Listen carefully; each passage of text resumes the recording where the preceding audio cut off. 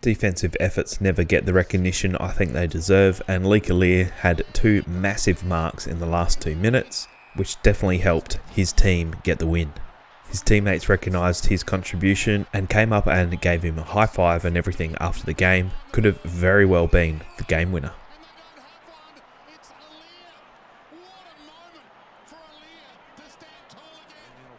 I understand that time delays and time wasting can be frees, but I feel like in the context of the game, this definitely shouldn't have been a free. The player hasn't thrown the ball away from the umpire. He's just, as he's standing up, he's just like tapped it onto Nick Dacos. That can't be a free kick. What are your thoughts on that? I think it's pathetic. And it ultimately leads to a Freo goal. After Lloyd Johnston lines up for goal, he smokes the goal and then ends up doing a backflip. Don't you love to see it? Out of the Darwin Academy to make it 2 in a row for the Gold Coast Suns.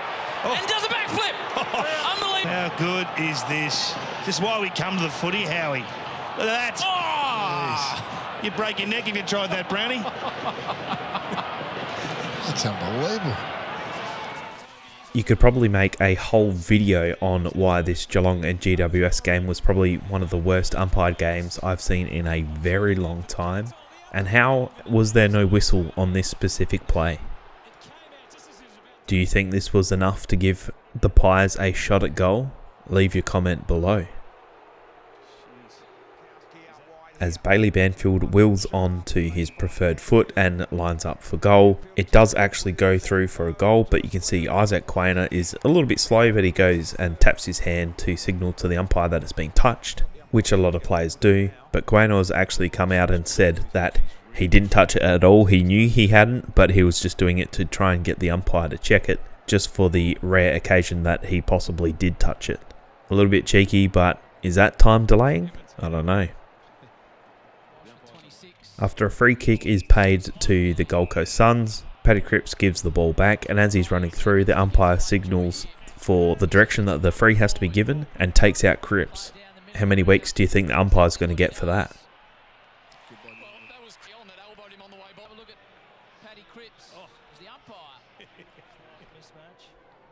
How were the quick hands and feet of Tom Papley as he scores this karate kick goal in the second quarter? The karate, just great craft. You can see you got some separation there, Papley, and this here to think your way through that. Ball too high to kick directly out of the air. So right hand up, boot banger off the outside.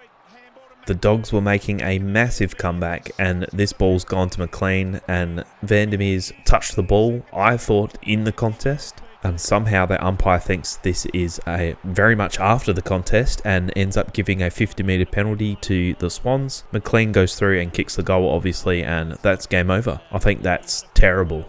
I think that's probably one of the worst decisions I've seen in a very long time.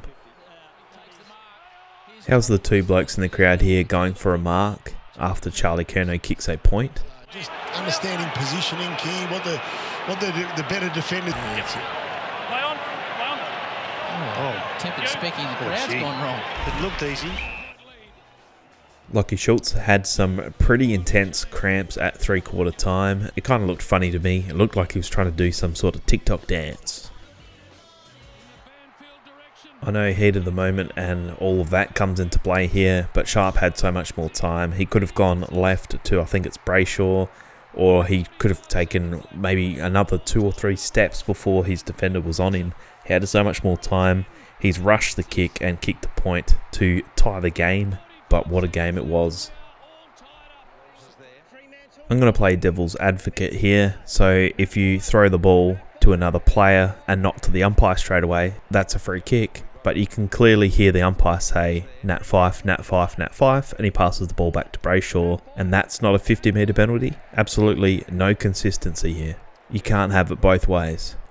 Warner was all over the Dogs, and this was just another reason why I think he will get 3 votes on the Brownlow night, but a very excellent mark. Very well done to him. Was that mark of the year? I don't think so. Maybe mark of the night. I feel like the umpires were really off this weekend. As you can see, the ball's gone up for a marking contest, it's come down, and Caleb Serong's kicked the ball just to clear it, to gain metres, and it's bounced out, and then he's called it insufficient intent. I don't know what you want him to do here. He's just trying to make space. He's just trying to clear the ball to gain his team an advantage. That's another terrible call for me. Quite lucky this only ended up being a point, but this ball has gone out twice and the umpire hasn't called it. I thought we were over the weeks of where the boundary umpires didn't call this, but come on guys, do better.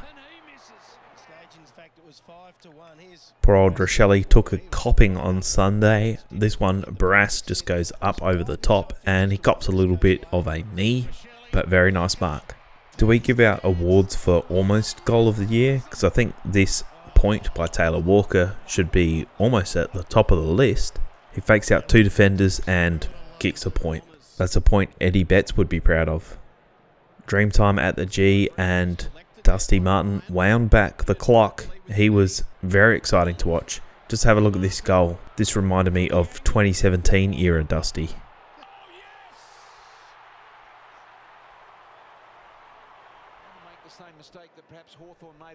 Nothing like your first Falcon, and then unfortunately replayed again.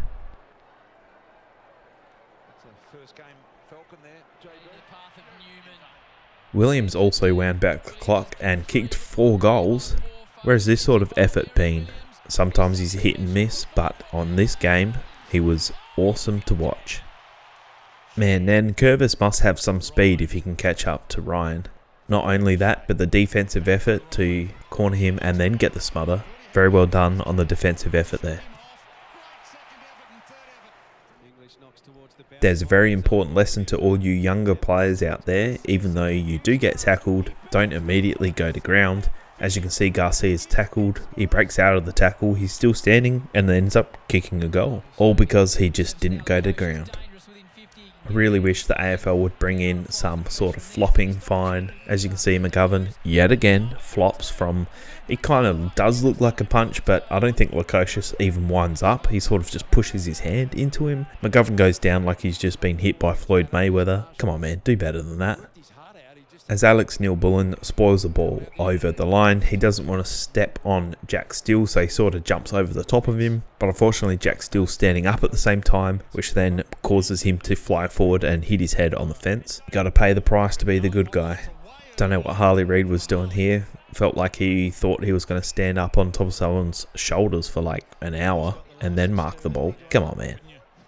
Sometimes it feels like Reid goes out of his way to get the fend off. As you can see, he tackles Rochelle, gets the free kick for holding the ball, and then he almost just runs directly at him just to fend him off. If Rochelle didn't get him high, I felt like he probably was going to get called for a high fend off. I feel like he's got one move, but if it works, stick with it. And it's amazing because the kid is only in his first year. He's an absolute superstar. Come to the Crows, please. Not much more to say on this one, but Harley Reid took a really nice mark in the 4th quarter. Even though you're down by almost 100 points, it's good to see that he's still putting in effort, unlike most of the Eagles.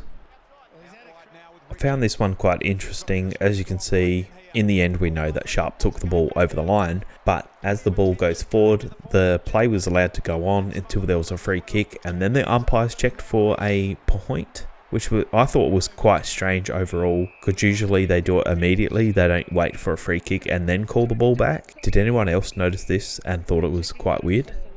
It's a score review. No, I said holding the man.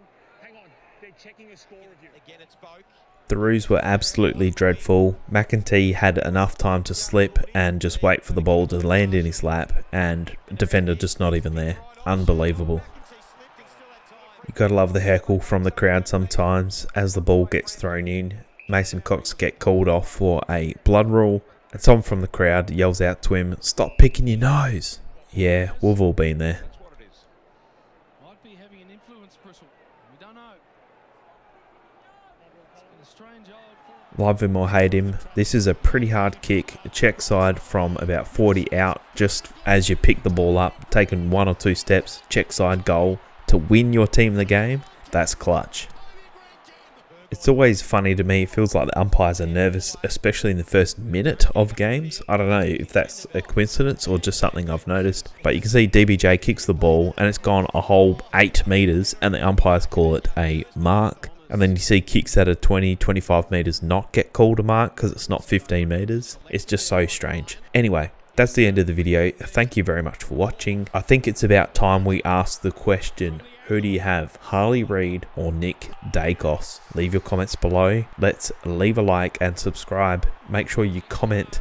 It helps boost this video and push it out to more people so we can get more exposure. Thank you so much for watching, and thank you everyone who left a comment on the channel about oddities for this week. You have helped me out massively. Thank you very much for that, and I'll see you in the next video. Thanks for watching.